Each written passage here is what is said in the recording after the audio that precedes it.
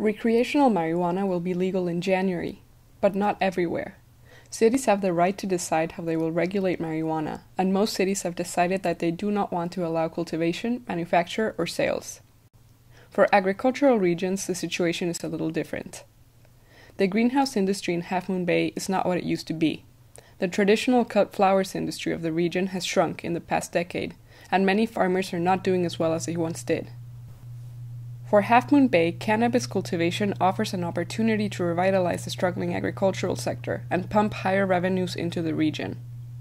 Aquaponics Farm on Highway 92 is already planning its transition into the new industry.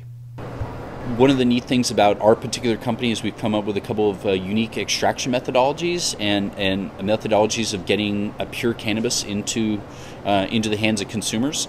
The name of the company is Purity Medicinals, and our exciting point is we're actually focused on creating a whole new methodology around growing cannabis that it's sustainable. We want to create a standard that's beyond organic.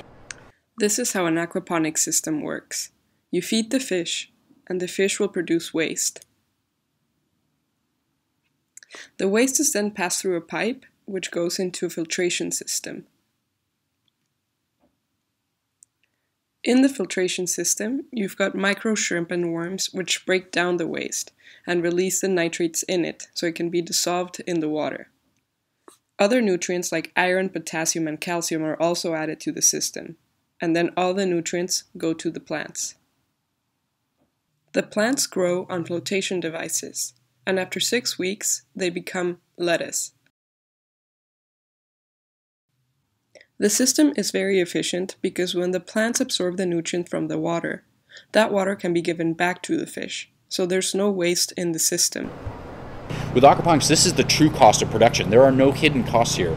We are not impacting our environment at all, and what it cost me about 75 cents to produce a head of lettuce, and that is the true cost of that head of lettuce. There are no hidden costs in that as well.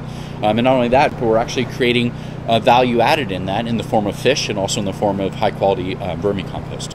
Aside from aquaponics not producing any waste that can damage the environment, using aquaponics to grow cannabis can be very profitable.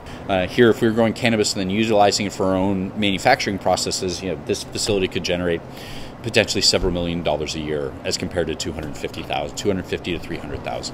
Even if producing marijuana seems like the obvious choice for farmers, there are still many challenges in the way of becoming a cannabis farmer.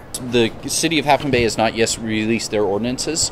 They were moving fairly quickly, and then they all of a sudden the community finally was paying attention to the meetings that the city was having and came out in force and said, let's slow down, let's wait. I mean, here for us right now, it's just finding space here in Half Moon Bay. The way that the city of Half Moon Bay is going is the space that they're going to allow commercial cannabis production is very, very limited, which is providing some challenges for those of us that are interested in getting into the business.